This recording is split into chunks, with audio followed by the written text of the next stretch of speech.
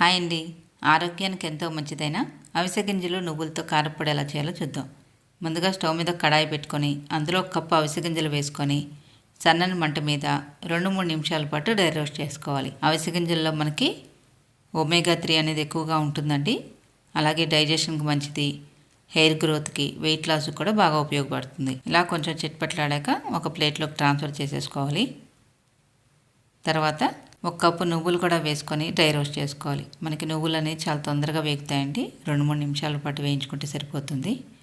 ముఖ్యంగా మనకి నువ్వుల్లో కాల్షియం ఎక్కువగా ఉంటుంది. అలాగే మనకి ఇమ్యూనిటీ లెవెల్స్ పెంచుతుంది. వెయిట్ రిడక్షన్కి, బ్రెయిన్కి కూడా చాలా మంచిది. ఇలా కొంచెం వేగాక వీటిని కూడా ప్లేట్లో వేసేసుకోవాలి. తర్వాత 1 స్పూన్ ఆయిల్ వేసుకొని అందులో 3 స్పూన్లు పచ్చిపప్పు, చాయమినపప్పు వేసుకొని కొంచెం వేయించుకున్నాక అందులో 1 స్పూన్ ధనియాలు, 1 స్పూన్ జీలకర్ర, కారానికి సరిపడా ఎండుమిర్చి కూడా వేసుకొని వేయించుకోవాలి.